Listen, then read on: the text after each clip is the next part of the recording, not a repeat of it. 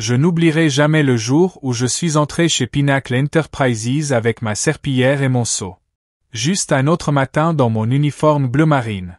Je m'appelle Clara Thompson, j'ai 48 ans, et depuis 15 ans, j'étais la femme de ménage que personne ne voyait.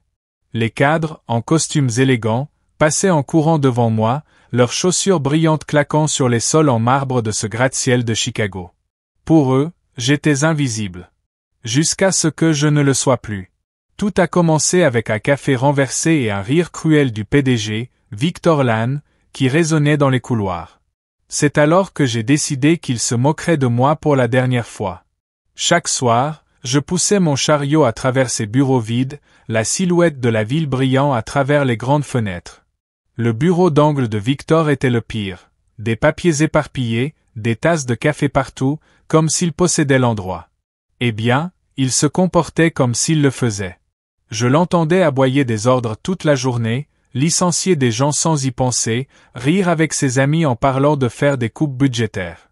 Une fois, je l'ai surpris en train de déchiqueter des papiers, des documents financiers qu'il ne voulait pas que quelqu'un voie. Je n'ai rien dit, j'ai continué à frotter, mais je regardais. Toujours. Que feriez-vous si vous voyiez quelque chose de louche comme ça? Un mardi, ça est devenu personnel.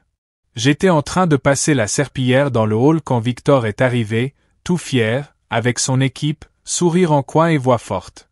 Quelqu'un avait renversé du café près de l'ascenseur, probablement l'un d'eux, et il m'a pointé du doigt en criant « Nettoie ça, mamie !» Tout le personnel s'est retourné pour regarder. Il a ri. Ils ont ri. Et je suis resté là, serpillière à la main, le visage brûlant. J'avais envie de répondre, de crier, mais j'ai ravalé ma colère et baissé la tête.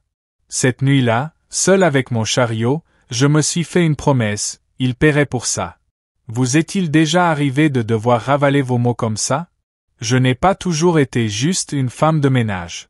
Il y a 15 ans, mon oncle qui, un grand investisseur, est décédé et m'a laissé quelque chose que personne ne savait, des actions dans Pinnacle Enterprises. Beaucoup d'actions. J'aurais pu les vendre, mais je suis resté, à nettoyer les sols, en regardant Victor transformer l'entreprise en son terrain de jeu personnel.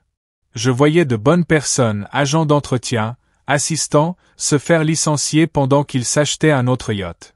Ces actions étaient mon secret. Mon atout. Après cette humiliation du café, j'ai appelé mon vieil ami Tom, un avocat. Je lui ai dit, il est temps.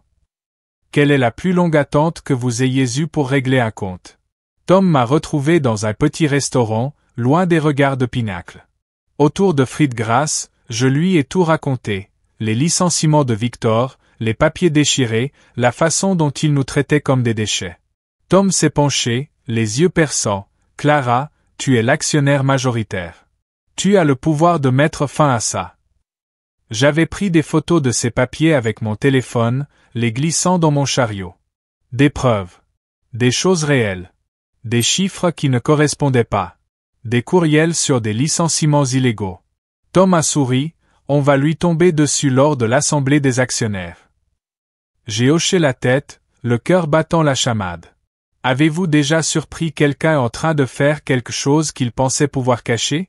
L'assemblée des actionnaires approchait, et je continuais à baisser la tête, nettoyant les sols comme si de rien n'était.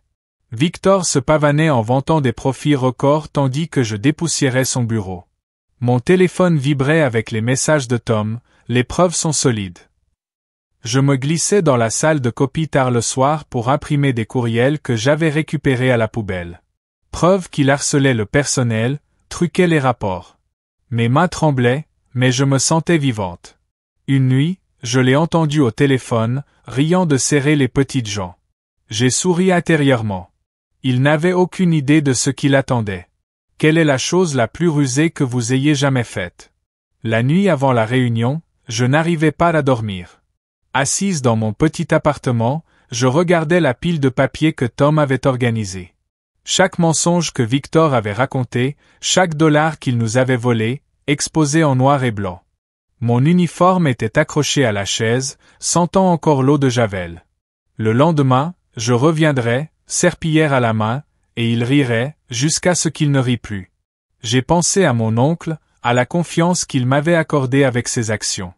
Ce n'était pas seulement pour moi, c'était pour tous les agents d'entretien, tous les assistants qu'il avait écrasés. Je me suis murmuré, demain, Victor tombera. Qu'est-ce qui vous empêche de dormir la veille d'un grand moment? Le matin de la réunion des actionnaires, je suis entré chez Pinacle comme d'habitude, tête baissée, monceau claquant.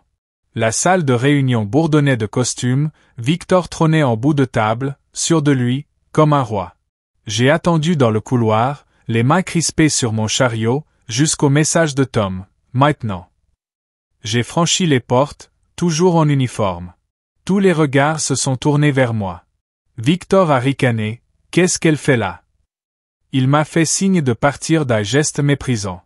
J'ai respiré profondément, avancé, et dit.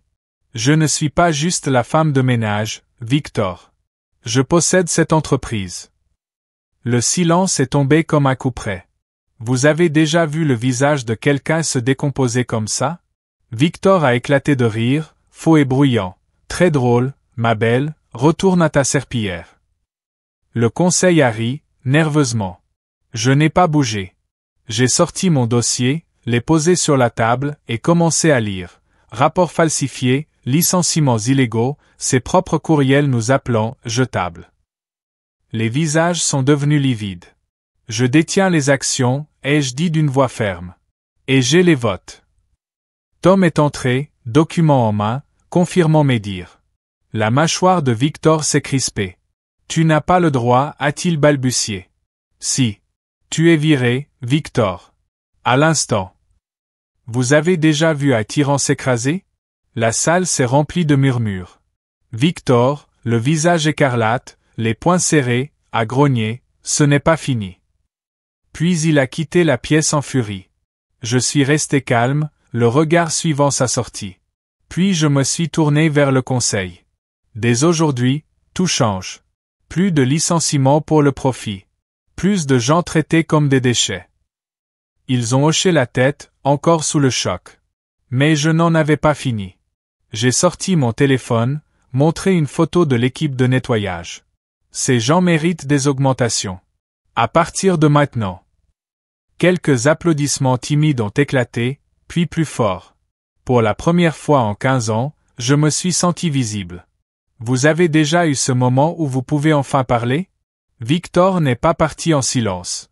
En sortant du bâtiment ce jour-là, je l'ai vu dans le parking, criant dans son téléphone, tournant en rond comme un animal piégé. J'ai continué mon chemin, mon seau grinçant une dernière fois. Le soir, mon téléphone s'est illuminé d'alerte. Le PDG de Pinacle évincé lors d'un coup d'état des actionnaires. Et ce n'était que le début. Les autorités avaient vu mes preuves. Ses comptes gelés, son yacht saisi, son nom traîné dans la boue sur les réseaux. Des tweets le traitaient d'escroc, de tyran. La justice n'a pas attendu. Je souriais sur mon canapé. Vous avez déjà vu le monde de quelqu'un s'écrouler aussi vite? Le lendemain, chez Pinacle, l'atmosphère était différente. Je suis entré, cette fois sans uniforme. Juste un jean et un pull. Les regards se sont tournés vers moi, non pas avec pitié, mais avec respect. L'équipe de nettoyage m'a entouré dans la salle de pause, tout sourire. Clara, tu l'as vraiment fait, a dit l'un d'eux en me tendant un café. J'ai ri, pour la première fois depuis des années.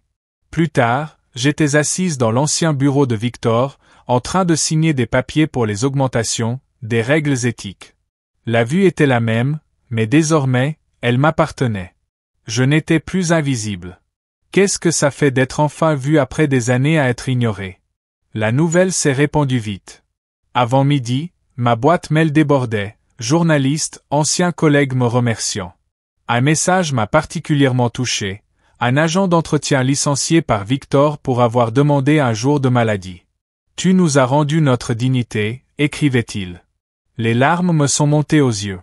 Plus tard, j'ai arpenté les couloirs, et les gens me souriaient. Vraiment. Un jeune de la comptabilité m'a arrêté. Tu es une légende, Clara.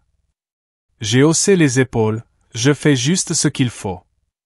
Mais au fond de moi, je me sentais immense. Vous est-il déjà arrivé qu'on vous remercie comme ça, sans prévenir?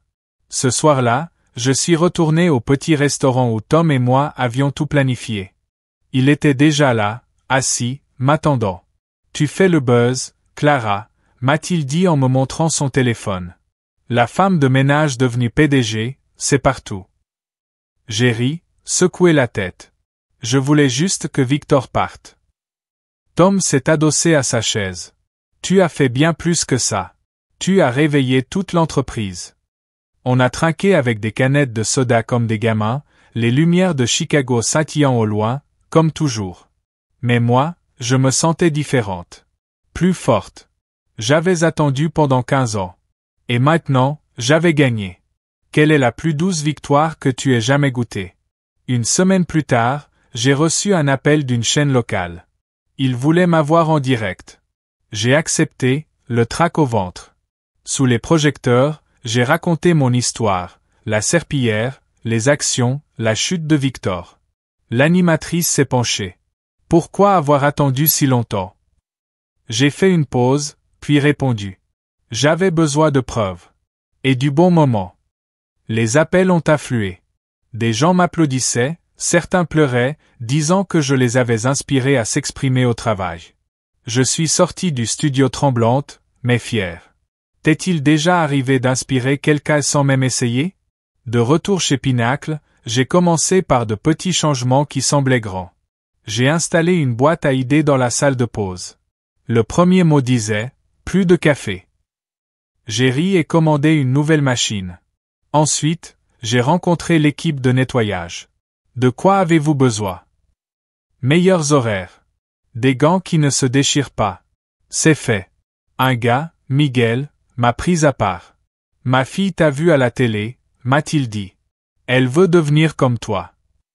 Les larmes me sont montées. Dis-lui de devenir encore meilleur que moi, ai-je répondu. J'ai compris alors, ce n'était plus seulement à propos de Victor. Quel petit changement ferais-tu si tu dirigeais une entreprise? Victor, lui, n'a pas disparu discrètement. Un mois plus tard, je l'ai vu dans une émission sur le câble, en train de fulminer, m'accusant d'avoir volé son entreprise en douce. J'ai levé les yeux au ciel, jusqu'à ce que l'animateur diffuse une vidéo. Une caméra de sécurité le montrait en train de saccager son bureau après son renvoi, hurlant comme un enfant. J'ai tellement ri que j'en ai renversé mon thé. Internet s'est déchaîné. Des mèmes partout. Son effondrement faisait le buzz. Ses anciens alliés ont pris leur distance. Son empire était devenu une blague. Le karma n'en avait pas fini avec lui. Tu as déjà vu quelqu'un creuser encore plus sa propre tombe? Chez Pinacle, les choses se sont calmées. Mais je n'arrivais pas à me défaire de la sensation d'être observé. Un soir, en rentrant chez moi, j'ai remarqué un type trop proche, trop silencieux. Puis mon téléphone a sonné. Tom. Clara, Victor pose des questions sur toi. Reste sur tes gardes. Mon estomac s'est noué. J'avais gagné.